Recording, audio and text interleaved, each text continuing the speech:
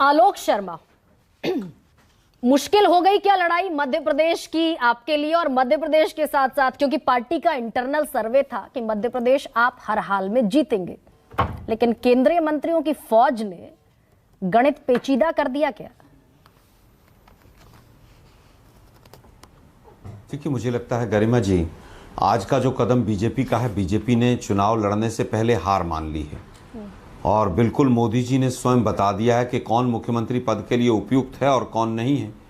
अगर शिवराज सिंह चौहान उपयुक्त होते तो स्वाभाविक है कि मंच से उनका नाम भी लिया जाता और केंद्रीय मंत्रियों को उनके कंपटीशन में नहीं उतारा जाता। ये येदियुरप्पा जी की राह पर चल दिया है। जिस तरह से कर्नाटक में येदियुरप्पा जी के साथ किया था इन्होंने, वैसा ही शिवराज सिंह चौहान के साथ किया है और पूरी तरह से बगावत के सुर वहाँ पर नज़र आ रहे हैं। अब ये कह रहे हैं कि साहब जो जहाँ बेहतर होता है वहाँ लगा देते हैं, तो इसका मतलब ये सारे केंद्रीय मंत्री वहाँ केंद्र में बेहतर नहीं थे। 4 महीने इनका मंत्रिमंडल अब जो है, जब तक दिसंबर का चुनाव नहीं होगा 3 महीने, जब तक कौन चलाएगा इनका मंत्रिमंडल?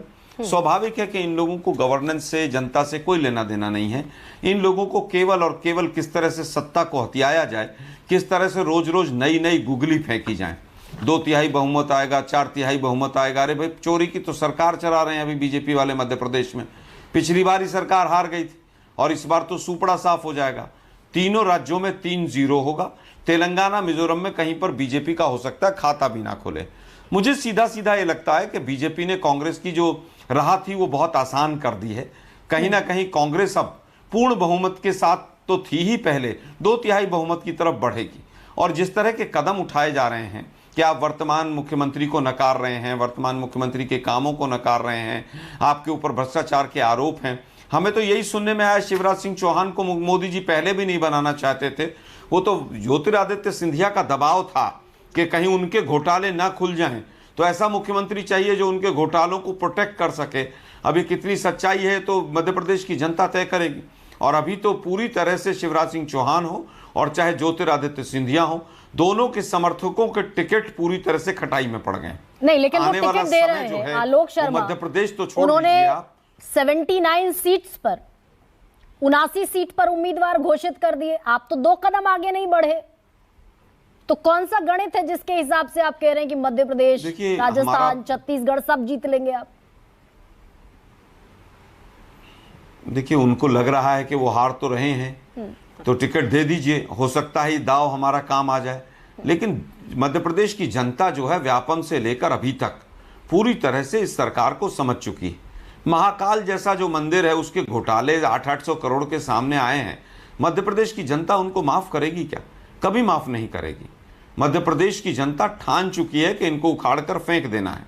और आप देखिएगा, बगावत बहुत बड़े लेवल पर बीजेपी में, केंद्र में भी शुरू हो गई है और मध्य प्रदेश में तो पूरे ढोल बजते नजर आएंगे। अभी 2-4 दिन रुक जाइए, अंदर खाने जिस तरह की रिपोर्ट्स आ रही हैं, बीजेपी में पूरी तरह से बगावत के सुर शुरू हो गए। लेकिन कांग्रेस पार्टी आप देखिए 2014 से लेकर 19 तक, कैरी ऑन, आप बात पूरी कीजिए फिर मैं सवाल पूछूं। हाँ।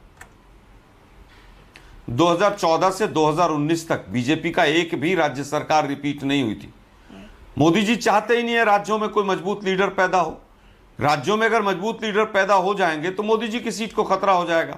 स्वाभाविक है, योगी जी भी अड़कर बैठे हुए। योगी जी को भी कितना डिस्टर्ब करने का दिल्ली की सरकार ने प्रयास किया है, वो जग जाहिर है पूरी तरह से। लेकिन आलोक शर्मा, जीत लेंगे आप, मध्य प्रदेश जीत लेंगे, वहां राजस्थान भी जीत लेंगे, हो सकता है छत्तीसगढ़ भी जीत ले। लेकिन आरोप तो आप पर ये लगते हैं कि आप अपने बगावती लोगों को संभाल नहीं पाते। जीत तो पिछली बार भी मध्य प्रदेश आपने लिया था, इस बार क्या गारंटी है कि सत्ता आपको सौंप दी जाए तो बगावत नहीं होगी, फिर से तख्ता पलट नहीं होगा? देखिए गरिमा जी, भविष्योन्मुख प्रश्नों का उत्तर नहीं दिया जा सकता है। इतना जरूर रहा कि कुछ लोग डर कर या लालच में, ये तो मानिए कि आप नहीं संभाल पाए अपने लोगों को। लेकिन वो केवल कांग्रेस, मैं इस बात को कहीं स्वीकार करने में कहीं दिक्कत नहीं है मुझे। हम उन लोगों को हमने ज्यादा इंपॉर्टेंस दी शायद जो लोग बिकने के लिए तैयार थे। अदरवाइज आज उनकी क्या हालत है वहां पर वो पूरा देश देख रहा है।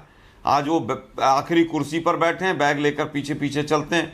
खैर, वो उनकी जिंदगी है, उनका फैसला है। लेकिन डर और जिस तरह से लालच, नोटबंदी का पैसा, 50-50 खोखे देकर एमएलए को खरीदना, आप देखिए लगभग 12 राज्य ऐसे हैं जिनके अंदर इस तरह के काम हुए 2014 के बाद, और पूरी तरह से तमाम एजेंसियों का दुरुपयोग होता है। और ये कोई नई बात नहीं।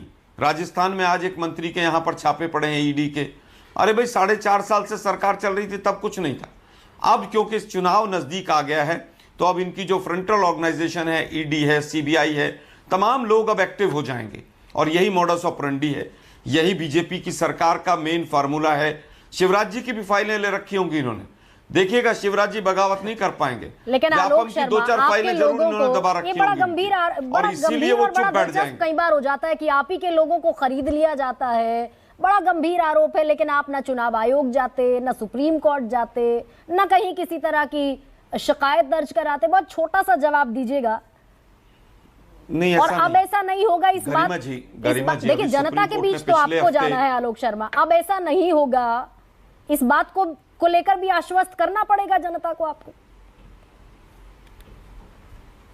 देखिए, मुझे लगता है कि अगर पिछले हफ्ते की सुप्रीम कोर्ट की आप टिप्पणी देखें तो उन्होंने 2 बार महाराष्ट्र के स्पीकर को हड़काया है, डांटा है कि आप हमारे ऑब्जर्वेशंस और ऑर्डर्स की तौहीन कर रहे हैं।